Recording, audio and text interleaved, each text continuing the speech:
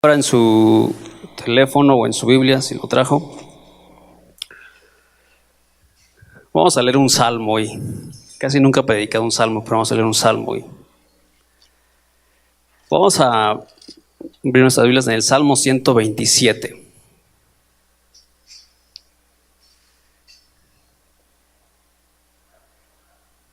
Salmo 127. ¿Alguien trae la versión 60?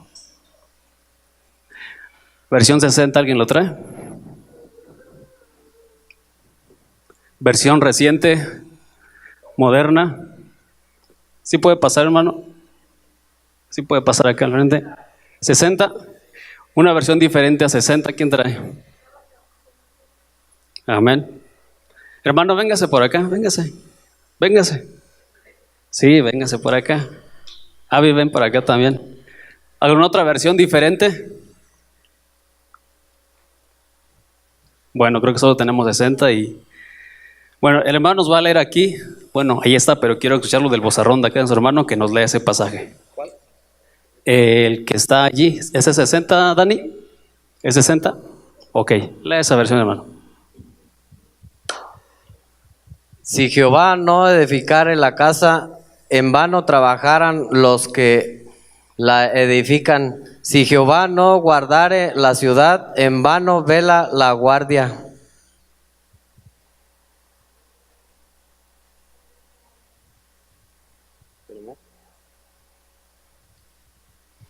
Por demás que os levantaréis de madrugada y vayáis tarde a reposar y que comáis pan de dolores, pues que a su amado dará Dios el sueño.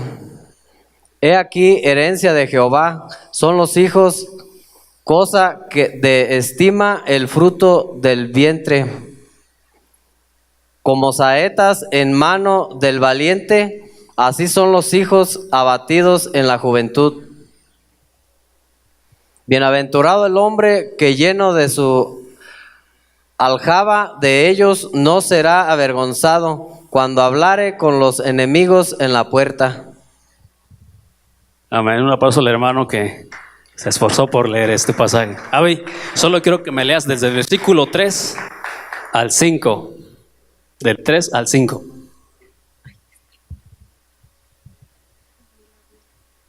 Dice, he aquí, heredad del Señor son los hijos, cosa de estima el fruto del vientre. Como saetas en manos del valiente, así son los hijos mancebos. Dichoso el varón que llenó su aljaba de ellos, no será avergonzado cuando hablare con los enemigos en la puerta. Amén. Bueno, vamos a tratar de tomar solo 3 versículos de este capítulo 127. Vamos a tomar desde el versículo 3 al 5. Voy a leer aquí en esta versión que yo tengo. Dice así: ciertamente los hijos son herencia de Yahweh, recompensa del fruto del vientre. Como flecha en la mano del poderoso, así son los hijos tenidos en la juventud. Dichoso el hombre que llena su aljaba de ellos.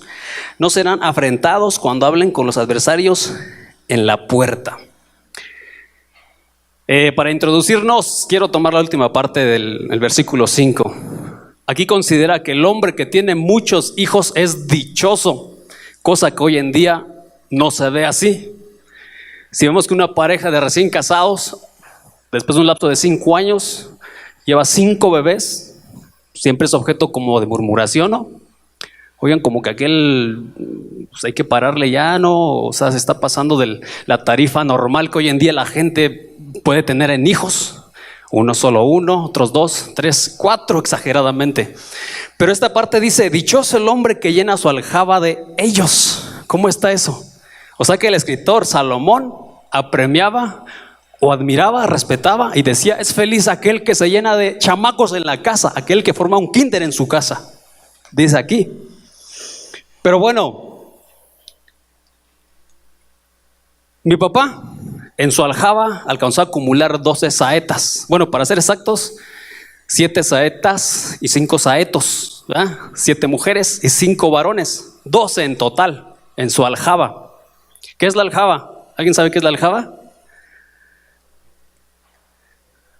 Ajá, es una especie de estuche que se porta en la parte de la espalda, donde se almacenan las saetas, de tal modo que cuando se combata en la guerra haya modo de sacar una saeta y disparar. Y un dato curioso encontré hace poco en las redes por ahí, y data de una mujer rusa. Esta mujer rusa estuvo embarazada en un lapso de 20 años seguidos sin parar. 20 años, imagínense. Daba el alumbramiento, daba luz y pum, otra vez embarazada. Y así sucesivamente. ¿Saben cuántos hijos alcanzó a acumular? Tiene el récord de mayores hijos tenidos en vida. ¿Quieren saber el número? No tienen ganas. Mejor ya sí, vamos a seguir. ¿Cuántos quieren saber el número? Bueno, 69 hijos, 69 descendientes, 69 saetas y saetos y saetitos y mini juniors, 69 de los cuales 2 fallecieron. Y 67, ahí están las redes, hay incluso el retrato ahí. Ella tiene el récord de mayores hijos, y no con parejas distintas, con su esposo único en toda su vida. Imagínese tal número. Es objeto de crítica, de burla. Algunos sí, la reconocen. Vaya, qué mujer. Dice mi esposa a veces, sinceramente no sé cómo le hizo tu mamá que tuvo 12 hijos. Yo con esto ya no puedo. Ya no puedo, ¿verdad? Es que hoy en día como que las mujeres, ¿cómo le llamaríamos? Como que las mujeres de antes eran de esas vasijas resistentes de acero, y las de hoy son como esas de que usan en las fiestas, de los desechables, no sé, como que no sé qué pasa ahí, pero hay algo como que muy quejumbrosas. Dicen, no, yo con uno tengo porque duele demasiado. Sí, pero así no dicen ese día, ¿verdad? Cuando están acá en aquello. Pero ese día tú dale. Bueno, pero aquí nos habla en el versículo 3, ciertamente los hijos son herencia de Jehová, recompensa del fruto del vientre. ¿Qué es una herencia? ¿Alguien sabe qué es una herencia? Todos sabemos qué es una herencia. Si el padre de familia que cuenta con grandes extensiones de tierra, mucho dinero, ganado, cierto día el padre se le ocurre decir, ¿saben qué, hijos? Los espero el día de mañana a las 10 aquí en mi casa. Algunos hijos, y son 10 hijos, no sé cuántos, algunos pasan por alto tal noticia, algunos no tomar en cuenta y algunos sí van. Pero si el padre agrega lo siguiente y dice, los quiero a las 10 de la mañana porque voy a darles la heredad que les pertenece a cada uno de ustedes. Algunos se amanecen allí, algunos están horas antes de las 10 porque va a haber herencia, va a haber repartición de tierras, de propiedad. De donde yo vengo, ahí no solamente se heredan tierras ni propiedades, también se heredan animales. Digamos, si el burrito que ha servido a la familia para los trabajos rudos en 10 años, dice el padre, pues ¿sabes qué, hijo? Ya te vas a independizar, toma tu parte de la heredad de la tierra y toma el burrito también. Y dirán, pero a mi hermano, ¿qué le vas a dar? A él le voy a dar un par de borregas y a mi hermana una docena de gallinas. O sea, ahí se hereda de todo. Todos tienen su parte, tanto en tierra como en animales. Pero aquí el escritor dice que una de las mayores herencias que Dios nos dio después de la redención y salvación, ¿qué son? Nuestros hijos, nuestros descendientes, nuestros juniors. Es una de las mejores herencias que podemos tener nosotros. Pero una herencia nos da a entender que tenemos algo que no nos pertenecía originalmente. Es decir, los hijos que yo tengo no me pertenecían a mí. Originalmente tienen un dueño genuino. Y ese dueño me los heredó, porque se lengua la traba, dicen unos. Pero el dueño es él. Pero ¿cómo entendemos esto? O sea, ¿cómo decimos? O sea, ¿cómo es que el Señor es dueño de algo que se engendró estando en matrimonio? ¿Cómo es que el Señor era dueño de esa criatura que se engendró allí? ¿Cómo? Hay un pasaje que quisiera ver rápidamente. Le dije que voy a ser breve. Espero que no se duerman. Jeremías 1.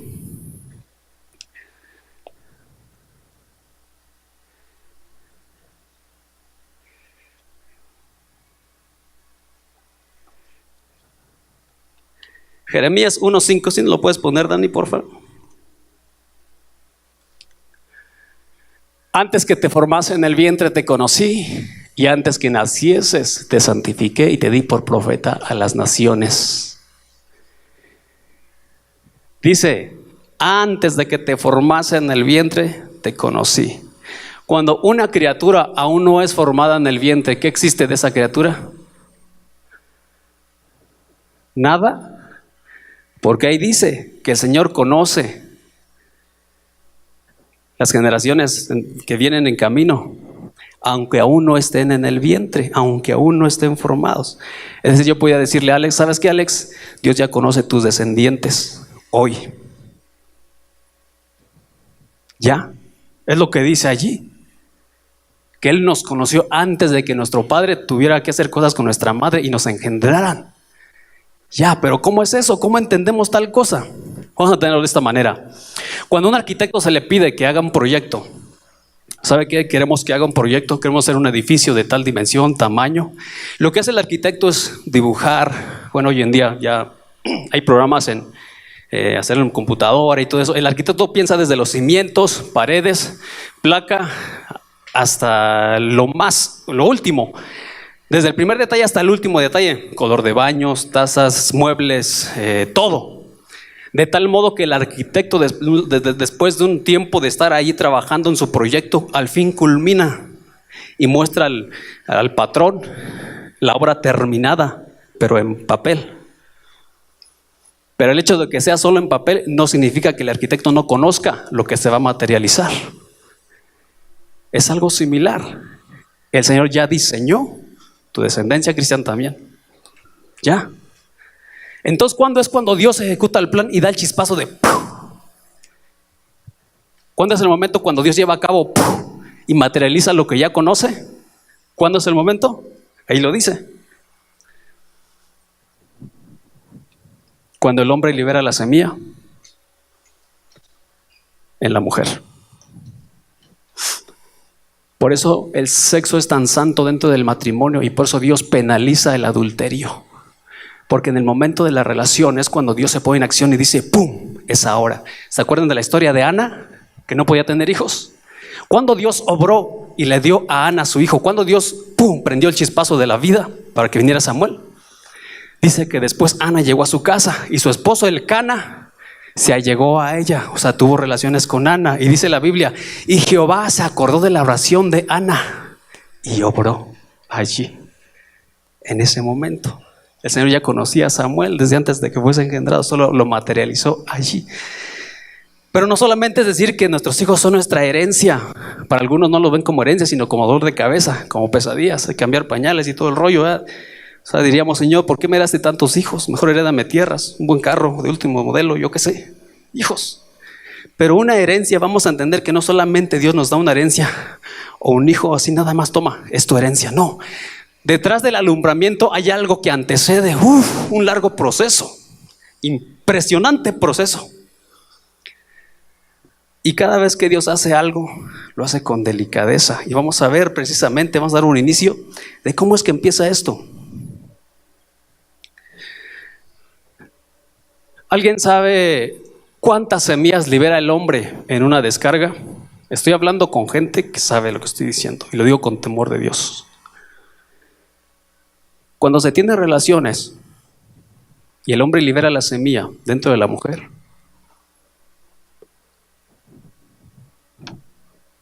hay un número aproximado de espermatozoides. No son ni 100, ni 200, ni 300. Están entre 20 y 50 millones de espermatozoides. Y desde allí, cuando el hombre libera tal cosa dentro de la mujer, empieza una de las batallas titánicas más grandes de todos los tiempos. Porque 50 millones van a competir por llegar al óvulo. Y desde donde el hombre deja la semilla a donde se encuentra el óvulo, hay un espacio como de 15 a 20 centímetros. Pero es como una pista larguísima para una carrera microscópica de un espermatozoide casi invisible a la vista. Bueno, invisible a la vista humana. 50 se van a batir en un duelo a muerte, porque bien saben que solo uno va a entrar en el óvulo y pasar el afortunado. A veces 2, a veces 3, o hasta 4 o 5, no sé. Pero no entran los 50 millones. Entonces empiezan, en cuanto el Padre de la gloria da el banderazo, ¡pum! ¡Ahora, pan! Necesita un espermatozoide hacer esto para que avance como un pez. Y tiene que dar 20,000 movimientos de cola para llegar a donde el óvulo. De los 50 millones solo llegan 10,000. 10,000. Algunos se quedan en el cuello del útero, o unos simplemente avanzan un cierto tramito y ya, hasta ahí dieron. Una vez que llegan al óvulo, a mí me enseñaron en la primaria que el que llegaba primero era el afortunado. Yo aprendí eso, así que tenía uno que ser el más veloz que todos, pum, colear lo más que se pudiera, lo más rápido y llegar ahí, porque llegando ahí, pum. Pero no, llegan al óvulo y todos los espermatozoides rodean el óvulo allí como pececitos, allí tratando de picotear. ¿Quién tiene la última palabra en ese momento?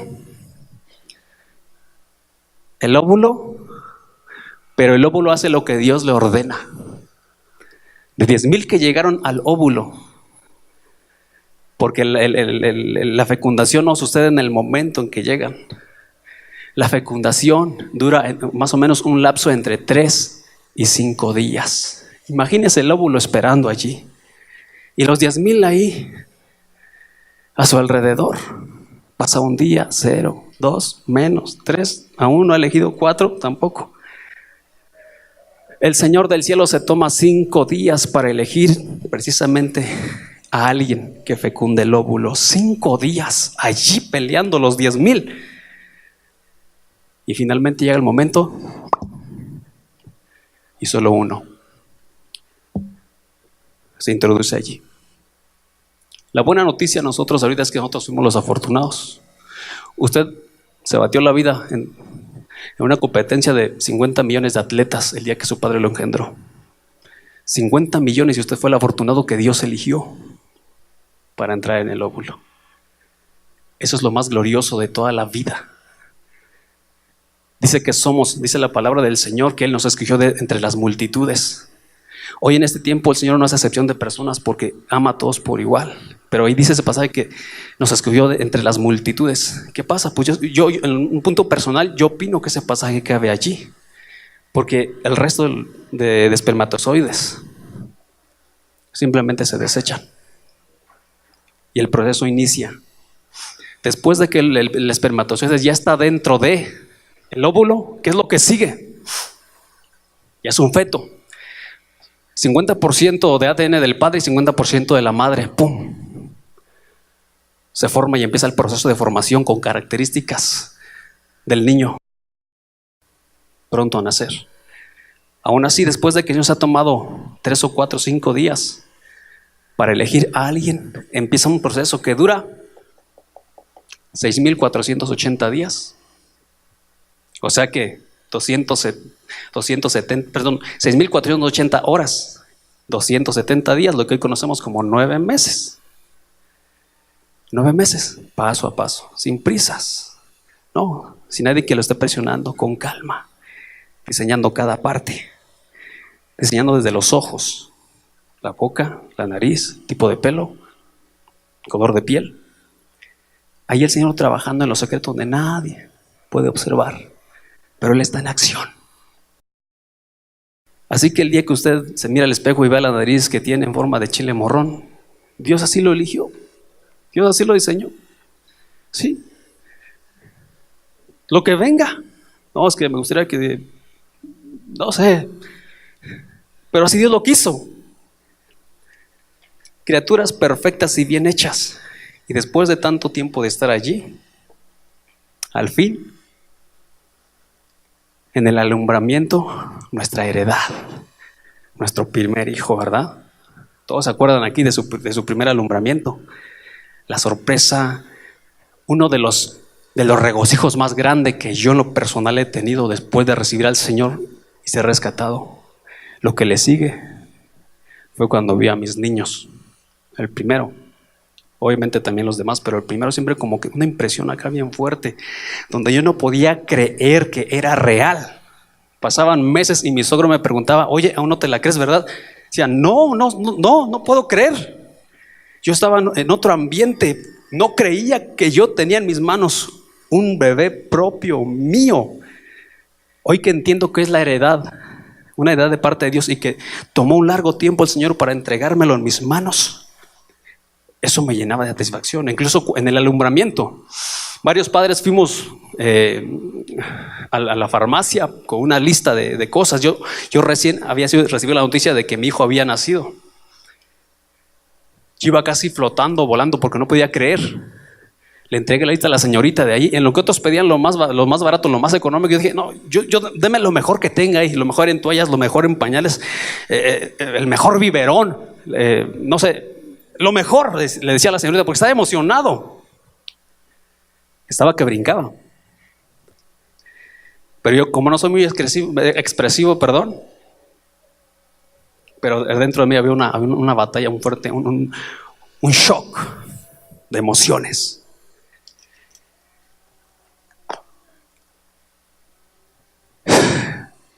Hasta ahí quedó la herencia. El siguiente versículo, ¿alguien me lo quiere leer? Salmo 127, 4. ¿Sí me puedes poner, Dani? Como saetas en mano del valiente, así son los hijos sabidos en la juventud. Una vez que el Señor te entrega un hijo, te entregó una saeta. Una vez que el Señor ya te entregó 3 hijos, te entregó 3 saetas. ¿Qué es una saeta? Es una flecha. ¿Qué es una flecha? Una flecha es un armamento creado para darle un blanco. Una saeta es patentada para darle a un objetivo. ¿Alguien sabe lo que es una flecha, verdad? ¿Saben a qué me estoy refiriendo? Bueno, le voy a hacer un ejemplo más o menos. Yo sé que le faltó a mis saetas ponerles una punta de metal, pero voy a dar un ejemplo acerca de lo que es una saeta, que más bien acá se parecen de las fiestas, de los cohetes que usan en las fiestas patronales, pero no, es una saeta. Bueno, se elige la vara especial para construir una saeta, una vara que sea resistente y que no se quiebre tan fácilmente, y en la punta se le coloca una punta aguda de metal, que es lo que va a perforar. Eso es una saeta. Y ahí la palabra habla de saeta. Dice allí, son como saetas en mano del valiente. Así son los hijos sabidos de la juventud.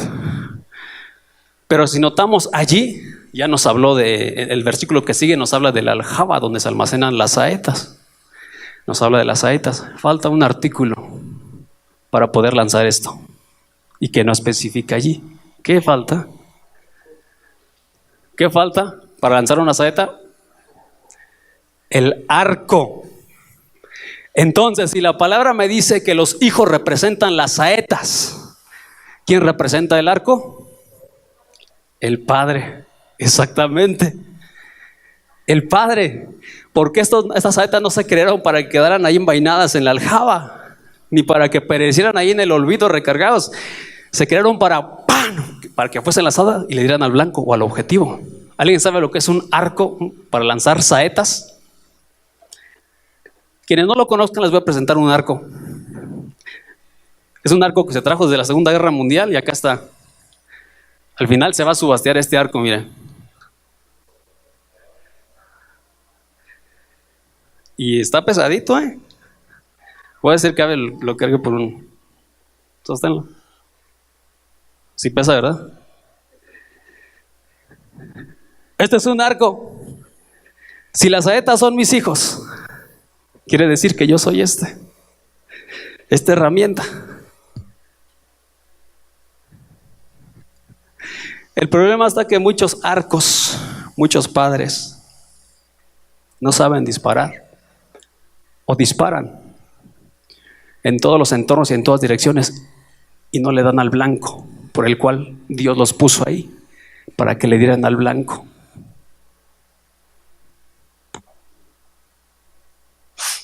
Quiero que levanten la mano todos los varones, solo la mano, no se pongan de pie. Por ahí hay uno que no levantó la mano, hay que ver ahí como que está algo extraño. Ok. Los que somos padres y los que no lo son, algún día lo serán. Eres un arco. Y ya tienes, o Dios te va a dar saetas, saetitos y saetitas. Y tenemos que estar listos en el momento pleno para lanzar dichas saetas en el blanco. Entonces, si el arco representa al Padre, lo que el Padre está por hacer con la herencia que se le entregó es hacer un trabajo de excelencia. Es hacer un trabajo un trabajo protagónico, crucial, que va a tener peso en la eternidad aún. Y el trabajo del Padre como representante del arco es dirigir, direccionar y lanzar. Decirle, hijo, por allí no, dale por acá. Por ahí tampoco, dale por acá. Hijo, lánzate, ve, tú puedes, hazlo, es direccionar. La pregunta es, ¿a qué dirección vamos a enviar a nuestros hijos? ¿Cómo vamos a hacer? ¿Qué vamos a hacer con la herencia que el Señor nos entregó para dar la dirección correcta y exacta donde Dios quiere que dé tal saeta? ¿Para dónde? ¿Alguien ha usado en su vida este artefacto? Bueno, no este, pero un arco de estos. Bueno, por allá, ¿no? ¿O sí? Bueno, cuando yo era niño, uno de los juegos favoritos era precisamente hacer arcos y tirar flechas. Escogíamos una vara de tejocote que fuera flexible y le colocábamos una cuerda y a jugar. Yo no sé si era profético, yo no sé si Dios quería enseñarme algo en ese momento, pero me doy cuenta que la labor de un padre representando el arco es lo que ha determinado a nuestra sociedad hoy en día. ¿Por qué hay tantos presos? ¿Por qué hay tantos cerezos? ¿Por qué hay tantos cerezos donde hay muchos presos? Porque a veces en la calle hay drogadictos, porque a veces la juventud hoy en día inconversa o conversa como que no da el fruto que debe dar. ¿Por qué? A veces el trabajo crucial de un padre es tan importante en la vida de nuestros hijos. Mi papá no tuvo educación. Bueno, llegó, si no mal recuerdo, en segundo grado básico. Pero había una ley en casa. Nosotros no vivíamos en la gracia, vivíamos en la ley en la casa. Y a pesar de que uno ya iba en la secundaria y otros más avanzados, siempre la autoridad estaba diciendo, ¿saben qué? Si no se me aprenden 4 versículos, no tienen derecho a descansar y a dormir. Así que era ley. De ley tenemos que aprender los 4 versículos de memoria. Allí. Ya a las alturas de las 9, 10, por fortuna, no por presumir, por yo siempre yo era el primero en aprenderme los versículos y ya tenía derecho al sueño, pero era seguido y era una pesadilla cuando nos decía tal cosa. Así que si uno llegaba temprano a recostarse, tenía que fingir estar muerto en sueño para que no lo molestara el padre. Pero no, sabes que levántate de tus versículos. Ay, era una pesadilla, pero me estaba dirigiendo, me estaba enseñando. Pero el ejemplo más fuerte a veces que un padre no solo es imponer ni inculcar, sino con el ejemplo damos dirección. Con el ejemplo le damos una identidad a nuestros hijos. ¿Qué pasa cuando un padre es borracho? El hijo igual va a ser borracho. Cuando un padre es mujeriego, el hijo igual. Es un arco que está disparando solamente a un abismo profundo. Allá. Está disparando a la deriva, no sabe a dónde ir. Y llega un momento en que el hijo crece y dice, ¿sabes qué, papá? Necesito dirección porque no sé qué hacer, no sé a dónde ir, no sé en qué consiste la vida. Dime algo. Y ese padre le dice, ¿sabes qué, hijo? Yo también no sé qué hacer.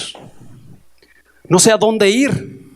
No puedo enseñarte, no puedo ejecutar cierta dirección clara hacia dónde. Un hombre me dijo hace poco, ¿sabes qué? Yo quisiera que de vez en cuando nos sentaras ahí y nos dieras unas pláticas de esos que sabes dar y nos dijeras pues qué hacer, porque estamos ya es un hombre más o menos como de 50 años. Y le dije, ¿sabe qué? Sinceramente a veces cuando me voy de aquí del trabajo, o sea, lo dije pues en el lenguaje que ellos hablan, sí me agüito, le digo. O sea, porque veo cómo irradian ustedes, de cómo tienen en el hogar un desastre, de cómo son padres obscenos, padres indignos de ser llamados padres. Y sí me entristezco por tal cosa, le digo. Y él me dice, es que nosotros fuimos educados, lo dijo vulgarmente, a la y se va. No nos educaron bien, no nos direccionaron. Y ahí me doy cuenta del trabajo importante que Dios le da. Reitero, el padre de casa. Una vez un niño dijo: mi papá puede viajar de norte a sur, del este al oeste, puede edificar murallas, puede construir rascacielos, puede derribar lo que se le ponga enfrente, pero lo único que hace todos los días es levantarse, tomar la basura, ir a la calle y colocarlo en el contenedor de basura, regresa y se sienta frente al televisor, y es todo lo que hace. Yo he cuestionado muchas cosas. ¿Cómo me verán mis hijos cuando ya tengan una edad donde ya razonan muchas cosas? ¿Cómo me verán cuando ya sean hombres cursando la preparatoria, la universidad? ¿Cómo? La pregunta es: ¿cómo viste a tu papá? ¿Cómo viste a tu padre? Si es que llegaste a conocerle. Porque algunos, por la ausencia del padre, la madre fue quien se rifó y se bajó las faldas para educarlas. Pero es importante cómo lucimos ante nuestros hijos, cómo hablamos, cómo pensamos, cómo caminamos. Todo. Cuando Jefferson tenía unos 2 años, recuerdo que yo me colocaba en cuclillas y él hacía lo mismo a unos metros. Me levantaba y abría los pies y él hacía lo mismo. La esencia de imitar, ellos la traen en la sangre y van a imitar el alfa de la casa, el hombre. Y el Señor ahí lo dice en el versículo, el escritor, donde dice: son como saetas en manos del valiente. Ahí le dio un atributo a un padre único y le dijo valiente. En esta versión lo llama poderoso. Pero lucimos valiente ante nuestros hijos, nos vemos como poderosos, nos ven como superhéroes. ¿Qué hacemos? O lucimos siempre chicopalados, flaqueados, medio que sí, medio que no. ¿Cómo? Porque eso es lo que tomarán y van a adherirla a sus vidas para formar en ellos una identidad y saber a dónde ir, hacia dónde van a apuntar. Segunda Timoteo 2:7, porfa, Dani. A ver qué dice ahí. Segunda Timoteo 2:7. Considera lo que digo y el Señor te dé entendimiento. Más adelante. Acuérdate de Jesucristo, del linaje de David, resucitado de los muertos, conforme a mi evangelio. Hasta ahí, Dani. No es el versículo que escribí aquí, pero aquí noté el texto donde dice: porque no nos ha dado Dios espíritu de cobardía, sino de poder, de amor y dominio propio. A veces, lejos de tomar los 3 espíritus por los cuales Dios nos dotó como padres, tomamos el primero, la cobardía. Y uno de los más actos cobardes de un padre es serle infiel al matrimonio. Uno de los actos ruin y aberrantes de un padre es solamente hacer niños y dejarlos en el abandono. Uno de los actos más ruines también de un padre es no ser buen padre y andar adulterando cuando se le venga en gana. Pero tomaron el atributo más ruin que Dios dice: ¿sabes qué? Ese no es el espíritu que Dios te dio, la cobardía. La cobardía está penada en la Biblia. Es el espíritu de Belcebú, de Satanás, y algunos toman tal espíritu y se apropian y así viven. Pero cuando un padre toma los 3 factores que menciona ahí: espíritu de poder, de amor y dominio propio. Poder. ¿Qué es poder? Es poder. Amor es amar. Una de las razones más grandes de mi existencia en lo personal después de Dios es mi hogar, mi familia. No tengo otra razón y no tengo otra cosa que hacer en la tierra ni pelear, solo guardarlos a ellos hasta el fin, siendo ejemplo en todos los aspectos. Yo pienso que uno de los cánticos más hermosos, cuando yo tal vez ya llegue a estar viejo, no sé, el cántico más hermoso, la expresión más poética que yo espero de uno de mis hijos es que vaya donde yo esté y me diga: ¿sabes qué, papá? Yo quiero ser como tú fuiste. Yo quiero ser como tú. Yo quiero hablar como tú me enseñaste a hablar. Yo quiero amar a mi madre como tú me enseñaste a amar. Amar a mi esposa como tú amaste a mi madre. Yo quiero ser como tú. Eso no tiene precio. es lo más dulce y poético, es el regalo más grande que un niño pudiese ofrecer. Y quiero advertirte de algo que podría entristecernos, porque por muy excelente padre que seas, por muy excelente arquero que seas, posiblemente llegues a decepcionarte de que algunos de tus saetas no le dieron al blanco, aunque tú no fallaste nunca, porque nuestras saetas tienen libre albedrío y acto de voluntad. Estas saetas dan a donde uno le dé, pero nuestros hijos, dado a que tienen el poder de decidir, pueden dar y marcar otro rumbo diferente al que nosotros les puntualizamos o les enseñamos. El mayor obstáculo o el mayor enemigo en el deporte de tiro de arco es el viento, porque el viento interfiere a errar el blanco. Y los vientos contrarios de la vida hacen que no den al blanco que nosotros apuntamos, porque pueden directamente dirigirse al blanco, pero en el camino pueden desviarse. Y no me estoy contradiciendo de esto. A veces no fallamos casi en nada, pero a veces ellos toman otro rumbo y tenemos que estar listos de eso. El Señor disparó sus 12 saetas, Jesús. 11 de ellos le dieron al blanco, pero uno de ellos, el viento de la avaricia, de la codicia, lo desvió, y Judas Iscariote simplemente se perdió. Eliseo, el hombre con la doble porción que le dejó Elías de unción, tuvo un solo discípulo, Giezi, y de igual manera Giezi se le desvió. Y por eso, porque Eliseo no pudo transferir la unción que había en él cuando murió, el Señor le quita la unción que cuando murió resucitó a un difunto que tenía días de estar allí, y no pasó la unción a otra persona. Pero esa unción pudo ser de Giezi, pero él se desvió. Yo sé que algunos simplemente no tuvimos un padre ejemplar. Algunos no nos enseñaron cómo se debe vivir, porque algunos vimos sus errores, vimos sus patrañas, vimos tantas cosas negativas. Yo lo sé, pero que hoy los que estamos aquí cuidemos de la herencia que Dios nos enseñó, que Dios nos dio. Cuidemos a nuestros hijos. Voy a terminar con este pasaje de Deuteronomio 6, del 5 al 9, por favor, Dani. Deuteronomio 6, del 5 al 9.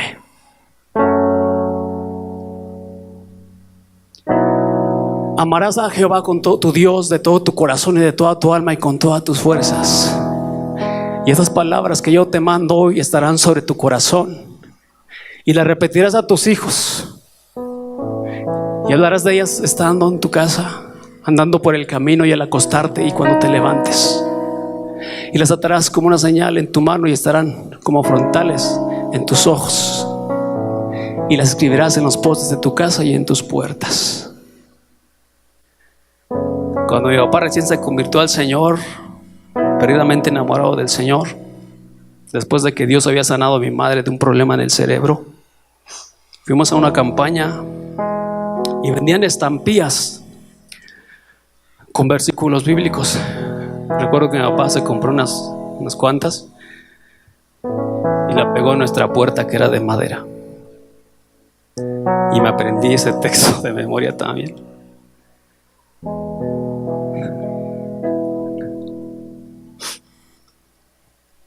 Tenemos que hacer lo que sea con tal de enseñarles esos valores a nuestros hijos, cómo amar al Señor.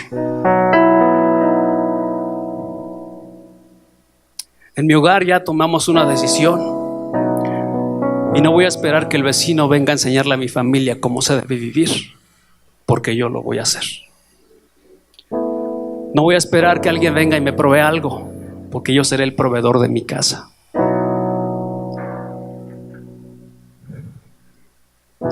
Yo seré el capitán de mi barca, y yo lo voy a hacer. Quisiera que te pusieras de pie en esta hora.